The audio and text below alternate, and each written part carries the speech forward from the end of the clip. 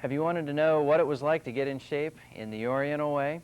Today we're welcoming Ramel, who's coming to show us how to get in shape the Eastern way.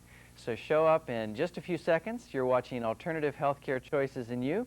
I'm Dave Sollers, and we'll be right back.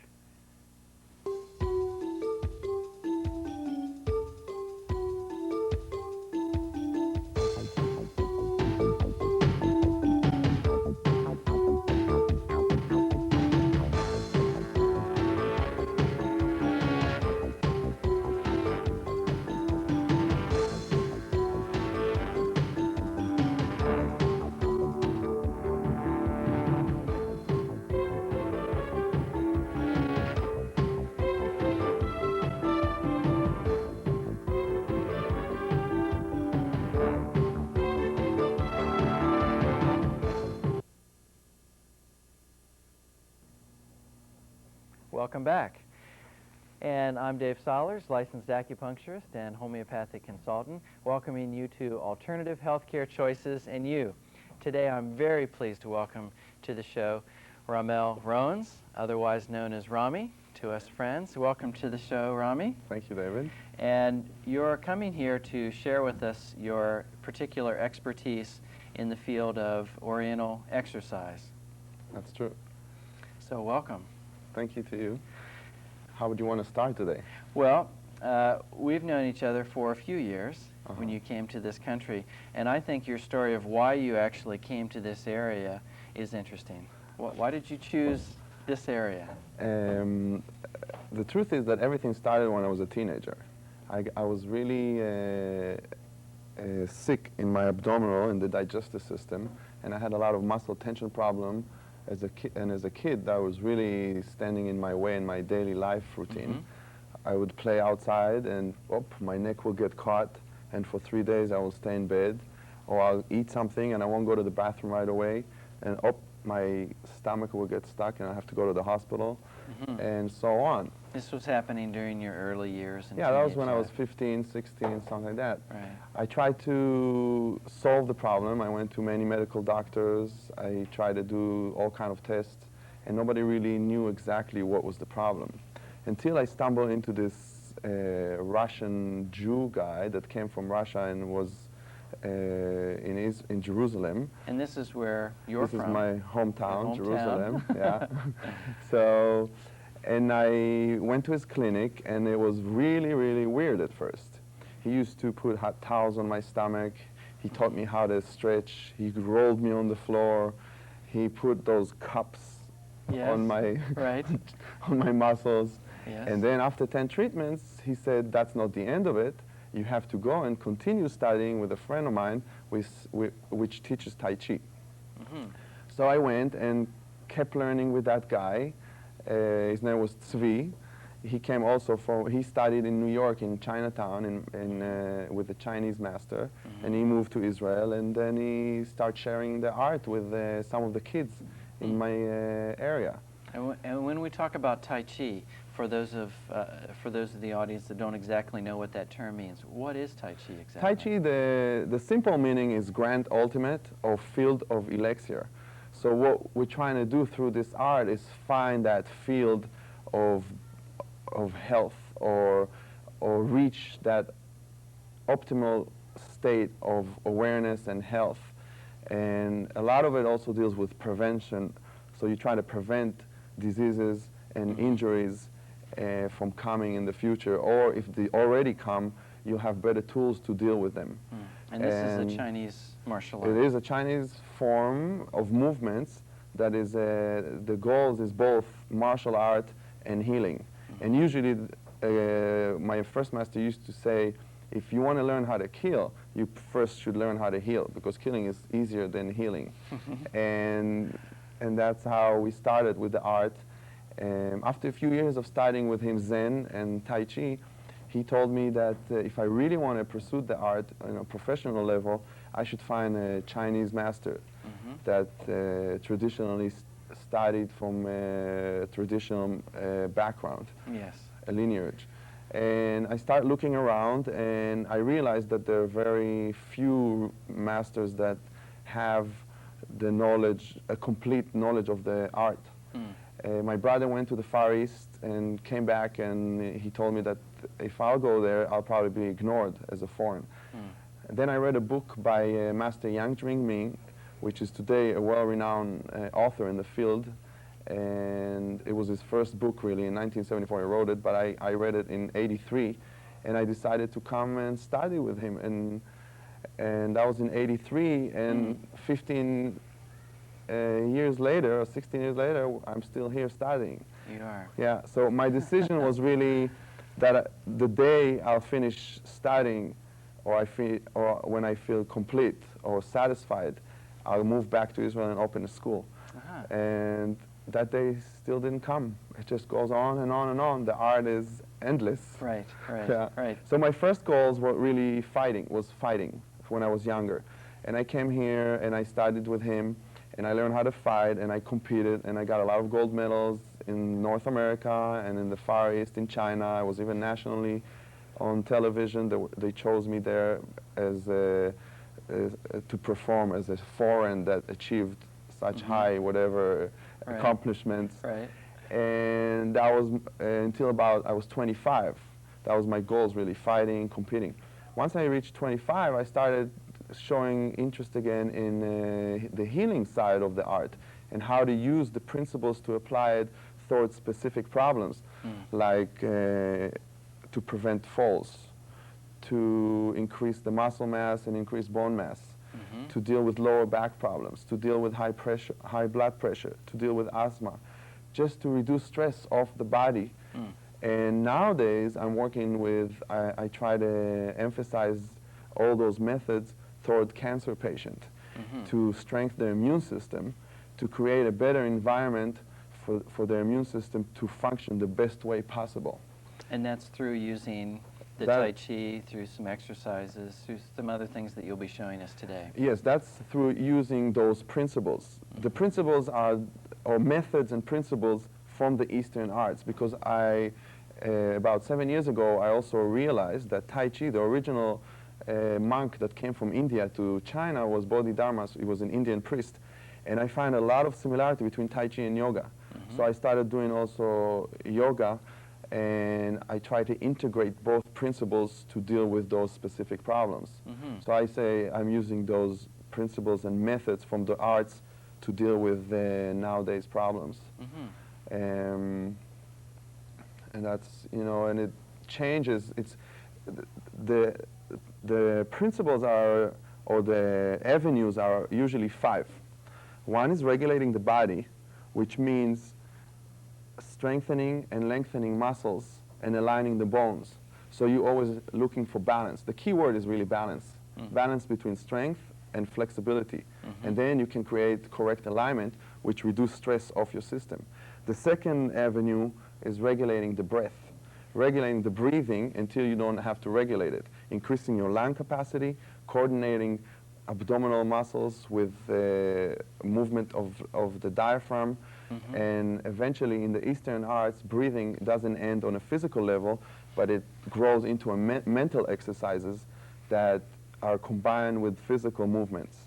The third avenue is regulating the energy, which is, of course, the whole theory of acupuncture is based on that.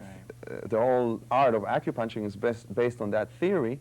And what I try to do is through movements and through the form of Tai Chi, or through stretching, or through Qi Kung, which is a form of energy work, standing or moving. So Tai Chi is a form of Qi Kung, but Qi Kung is not necessarily Tai Chi. Yes. So through one of those arts, I try to increase the lung capacity or improve breathing. The third avenue, that was the third avenue was the energy. Yeah, the energy. The fourth avenue is the mind. So regulating the mind, and there are many different exercises in the Eastern arts that deal with the mind and how to increase focus and concentration, or even use the mind as a healing tool. And the last one is the spirit. So the spirit also is important. Like faith and beliefs help you heal yourself. So when people have those, it helps them to get stronger and more, and prevent sometimes disease or deal with certain diseases. So So when we see the exercise of Tai Chi or yoga for you, it embodies all of these 5 concepts so that we can see that in them. Yes, once you get into the art itself, it embodies all embodies of them. all of them. But in order to deal with specific diseases, you need to pull out each one of them and sometimes break it into little pieces To target a certain a effect. certain effect. All right, well, So, we are going to learn some of these today. Yeah. You're going to share some of Yeah. those with us today. I'll try to find common problems, and I'll try to show you a few examples of how you can deal with it or go about it. Okay. Of course, half an hour is not long enough, but it'll be just a taste. We always hear that. Okay, Yeah. we'll be right back, and we'll show you some exercises with Ramel.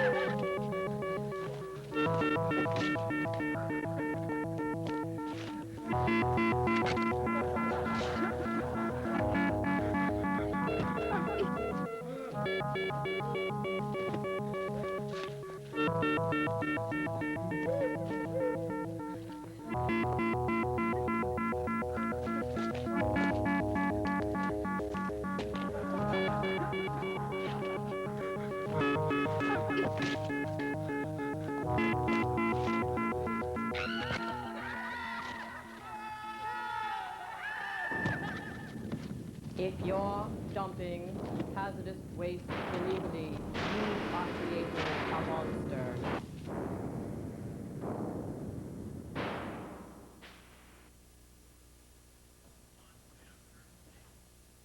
And we're back. Welcome back to Alternative Healthcare Choices in You. I'm Dave Solers, and we're back with Rami. Rami, go for it. Here I am. What can you show us today? Okay, the first problem I'm going to try to focus on, since I've been working a lot with the elderly, so it's to prevent falls. So increase stability and balance in order to prevent falls, and also build up muscle mass, which builds bone mass. So this is to prevent osteoporosis fractures. So the first thing we want to do is increase the range of motion in the ankle, since a lot of us become very stiff in the ankle. Yes. So the range of motion is smaller, and the danger of falling is much higher. So what do we do to increase the range of motion? The best solution is, of course, to squat down like this. But since, and what it does, it stretches the ankle here, and it makes it more flexible. But since in our society, not many people can do that anymore, you can see that maybe first and second and third grades can do that. Easily. But once they get to be 14 and 15, we lose that. Then what we need to do is use 80% effort. Remember, the rule is always 80% effort. And the most important thing is to listen to your body. There's always ways around it to get to the goal. So if the goal is to be down here, I'll show you now methods to get there. So let's say, for example, you cannot do that with your soles of the feet flat, or if you have knee problem, and Which is very common. So what we do, we use a tool, something like this, or you can take it home, a 2x4 or a 1x3, or even shoes with heels, and you're going to put it on the floor. Okay. And then you're going to put your heels on it. So you want me to do that? Yeah. Okay. And Just like this? yeah, and you can go a little higher, so it's a little bit higher at that point, and then you squat down. Okay. Slowly. Of course, you always watch for the feeling in the knees. So far, so good? So far, so good. And then, by doing that, you flex the area here in your ankle. Yes, I can feel that. You can feel that feel there? those tendons tightening. Yeah. And eventually, you can take the wood out, and you're at a good range of motion. Some people, because of knee problem, cannot squat that low. It will hurt their knees. Yes. And some of it is because short quads, so that as soon as you go after to a certain point, it will start pulling on your knee. Then what we need to do, again, 80% effort. So what is the 80% effort? It may be that they'll need first to stretch the quadriceps, Yes. And only then, after they can do this, bring their heel to the buttock, Yes. only then it's safe for them to go all the way down. So I would say that this is a way of checking yourself before you go down. And this way you won't hurt your knees. To see if you can bring your heel Yes. to your buttocks, then you know your quads are stretched out well enough. Exactly. Okay. Now, there's a very common mistake when people do this kind of stretch. And usually runners do that. What they do, they'll take the leg like this, and they'll tilt the pelvis up. So they're not really stretching the quads as much. Mhm. So what we'll do, we'll take something like a chair like this, Yes. and you're going to stand with your back to it. With my back. Yeah. All right. Back to the chair. Yeah. So this is more for people that even this is for them 100%. Mm-hmm. So what they need to do is find the 80% effort. And you take one leg and you'll Right. put it this way, Like this? yes, and turn your back. Good. And so this will be 80% effort for someone that cannot bring the heel into the buttock. And this will still stretch out this area. And this will still stretch out this area, the Yeah, quadriceps. the quads. Because that's what we're And looking you can for. do this at home. Yes. The common mistake is that people tilt their pelvis backward. Like this? Yeah, because that makes it easier, Oh, it does. okay? Takes all the tension off. Exactly. Of But hip what you want to flexors. do is tilt the pelvis forward. Okay. Then, when you tilt the pelvis forward, you increase. Yeah. I can The feel that stretching more the quads. just for a stretch. Then the next common mistake is when you tilt the pelvis forward, Too is you much. bring the knee forward. Mm-hmm. So what you want to do, and sometimes you can do that with a partner or against the wall, you want to hold the knee here, and at the same time tilt the pelvis forward. So that you don't want to feel any pressure against this hand. Yeah. So now we're also working with alignments of the bones. Mm-hmm. So it's not only stretching muscles, but it's stretching the muscles while the bones are aligned correctly. And Okay. that creates balance in the groups of muscles. And that's one of the benefits that this kind of work that you're teaching does. Exactly. Because later, standing is really preventing yourself from falling, if you think about it. Yes. Yeah, that's true. Yes. So what you do is, in order to, you want to have balance between the muscles, so it's not one muscle's doing more work than the other. And by aligning the bones, you teach the muscles when to work and how much effort. And in some way, this is also reduce stress off your system, which eventually lead maybe to a stronger immune system, because the immune system is affected by other factors around. So again, going to balance of both the breath, the mind, the body, and the structure, and understanding in larger exercises how Tai Chi and yoga do all of these things. And then if someone comes into you and they have particular problems, you might select an exercise like this, or strengthening or stretching exercise like the block, to help them with their specifics while working on the whole at the same time. Exactly. Does that make sense? Yes. Okay. Another principle that you need to do when you deal with preventing falls or increasing muscle mass and bone mass is dealing with your mass in movement. So the next exercise we'll do is, it's called, the Chinese call it just 50 steps a day. And what you do is you slowly learn the feeling of your mass in each stage along this kind of walk. Mm-hmm. So you first feel your feeling throughout the whole body while your weight is on the left leg.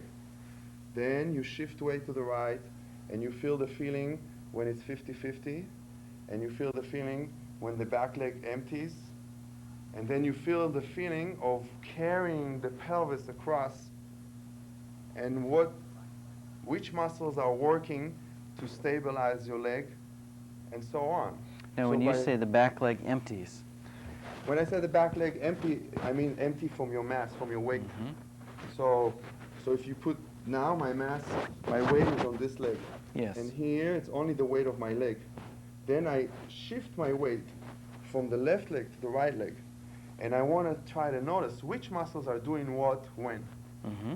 And what you do, you feed the sensors in your nervous system about this action. So later, when you speed up the motion, instantly your body reacts the right way it needs to. That's part of the principles in martial art. You do repetition over and over and over and over. And then one day, after 10 years, that one punch is a killer punch. So you understand what to do after the repetition. Exactly. You have all the pieces Yeah. for the whole. Which is, it's what other people call it sometimes body memory. So stability and balance is based on three factors. One is the ears lobe, so this we don't have control. Either you have it or you don't. The other one is your sight, your eyes, but the third one is the sensors in the body. So what we're trying to get here is the sensors and the eyes, you know, we try to eliminate that. So later some people do this with their eyes closed, and that's even harder. That's great, Rami. What other exercises do you have for us today? Well, part of also stability and balance is dealing with the most stubborn muscle in the body, which is your hamstrings. And hamstrings also one of the cause. It's one of the, it's a cause for lower back problem with many people. I don't remember exactly the numbers, but there's a large percentage of people that go to the hospitals with lower back pain, and a lot of it starts from short hamstrings. The reason for that is because you have the hamstrings that go from the back of the knee to your sitting bones, which is the bone we sit on, and then you have another group of muscles that go from the sitting bones to your lumbar. So when the hamstrings are holding you all day upright, because everybody knows what will happen if you cut the hamstrings right at the sitting bones. Yes. What will happen, your whole body will just drop like this. Okay? So the hamstrings are holding you upright all day. We're upright. So, upright. So that's why they're so stiff, and it's considered the most stubborn muscle in the body. But in order to stretch it, there's a common mistake that people do more than 80% effort. And what they do, they hang in the air like this. And then the muscles in the back tense, and they don't allow the hamstring or the pelvis to tilt up. And when this happens, you cannot isolate the hamstring in the most effective way. So again, the principle of 80% effort. So for example, let's take someone like you. And Like you put, me, just happens to be here. Yeah, and you put your legs together. Okay. And you try to reach the floor while you keep the legs straight. Okay. And if you find out that you need to bend the knees, so that means you're over your 100%. So that would do it right there. Yes. In these So- pose and this. So at home, what you can do to find your 80% effort, you take something like a chair, and you'll put your hands on it. Like this? Yes. You let go of your neck, you relax the neck, and you create slack now in the muscles from the lumbar to the sitting bones, Okay. and that will allow you to tilt the pelvis up, exactly, Yes. and that will isolate the hamstrings. And feel the stretch, which Yeah. I do. If you shift your weight from the heel to the ball of the foot slightly, you'll also get the calf muscles. Yes. Right. I And feel that's that a as very well. important exercise. I call it vitamin hamstrings. Like every day you need to do this for about 3 minutes. Of course, you don't start right away with 3 minutes. You can start with a minute, and then 2 minutes, and 3 minutes, and so on. And you do feel the stretch. It's easy to do. Everyone has a chair at home. And the saying no pain, no gain is more used maybe in the Western part of the world of exercise. In China or in the Eastern ones, we use, if you have pain, you don't have gain. So I want people, when they stretch, to feel comfortable, just a warmth feeling in the muscle, and do it over time, not to do the bouncing up and down stretches. Jerking, pushing. Yeah. Because we can go to that 100%, or as my old football coach used to say, give me 110%, Yeah. and we could injure ourselves. Exactly. Which does us no good. But for him, it did a lot of good because you won the games. So that was okay We did. for him, yeah. I don't know but about for my yourself- But for yourself, you don't want to give 110%. Right. You want to have that space. Remember how we talked about the 5 different avenues, regulating the body, the breathing, the mind, the energy, and the spirit. So while you do a stretch like hamstrings, and for example, if someone else can get a little bit lower, you can use this kind of a block. And then while we do this stretch, at the same time, we want to be able to breathe, to have the mind calm, relax, and peaceful. If I go to 100% effort, your mind starts to be tense, your breathing is not relaxed, and There's no room for anything else. So if Exactly. you can go to 80%, you can start to bring in your mind, you can start to bring in your breathing, you have room to start thinking about balancing all of these things together. But when you're doing 100% of an exercise, it's hard. And do you find that in your studies, that that's what separates some of the Eastern exercises and from some of the ones that you've experienced in the West? Well, I think that you said it right, that because it's an art that has more than one aspect in it, you need to create space for the rest of the aspects. So if you want to concentrate on breathing at the same time and raising and moving bones or aligning them, and then finding which muscles do what when, you do need to do things in such a way. For example, I work with people with arthritis. From them, I ask to do 40% effort. Because when you have arthritis, you already have inflammation, so it's already positive. If some of the audience know the yin and yang symbol, so you have positive and negative. And inflammation is a positive way of, the energy is expressing itself, so it's a positive thing. So you want to reduce the inflammation, so you have to do 40% effort movement. But of course, you need to learn how to isolate the joints first. Yes. And to make the motion very soft. One of the programs I wrote or designed was a water-land program. Because once you put your hand in the water, you can reduce the weight of your hand and reach the 40% easier. Because finding the 40% and 80% is not easy. From experience, it takes time. And that's So where a trainer would be helpful. a To have trainer, someone exactly, to give you a an good idea. teacher, they Which is say what it you takes do. you 15 years to be a master, but it can take you 20 to find a good one, which I really believe it's true, because I saw many people that study many, many years, Yes. and suddenly they realize that, you know, there's a lot of people out there that they study a few years and then they start teaching. So this is one thing I will always tell people, make sure that your teacher is still studying, or you know his background, and you know where is he from and what he's doing and who he studied with and how much time he spent. It seems like there's a lot of benefits to gain from this way of approaching material.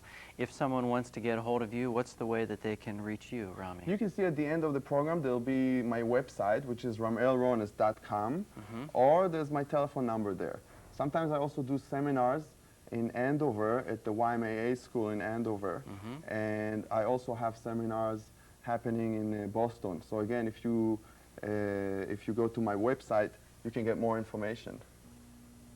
Okay, Rami, we've got time for one more exercise. What else can you show us today? Okay, since the Chinese they believe that the most important part of your body is your organ area, and it's not about becoming strong in the arms, I will show an exercise that it's a combination of strengthening, increasing muscle mass, which contribute to the increasing bone mass, isolating the joints, and massaging the organs. That sounds great. Yeah.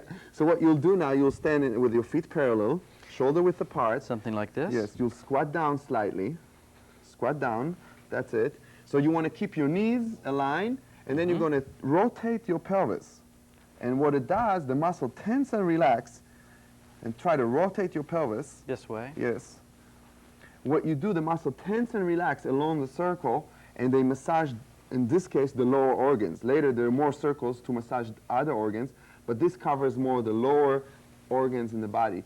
Eventually, what you want to do is try to keep the alignment in the leg while you're isolating the pelvis. So by doing that, you also increase mobility in the hips, so that will prevent So I'm other getting, injuries. I'm getting a stretch here. Yes. If I You're strengthening isolate the muscles because but of the slight bend because in of my the slight knees. bending, so it's like you're compressing your body weight. You went to the gym now, Yes. and you're also aligning the bones. So you tell the muscles which muscles need to strengthen when and how much. So then, some people have certain muscles are stronger and they pull in, or certain joints are tighter, so they don't know how to isolate. So this takes time, of course. So weight-bearing exercise, getting a stretch, massaging the organs, and again with proper alignment Of and the balance, and keeping those 5 things that you talked about. Yes. Okay, excellent. Thank you very much. You're welcome. Well, thank you, Rami. I very much want to thank you for joining us in the show. I appreciate it very much. Thank you. And thank you for joining us today. You've been watching Alternative Healthcare Choices in You. I'm Dave Sollers, and please come back for our next shows. If you have suggestions for future shows, please call me at my office, 508-975-2577. Thank you, and we'll see you on the next one. Okay.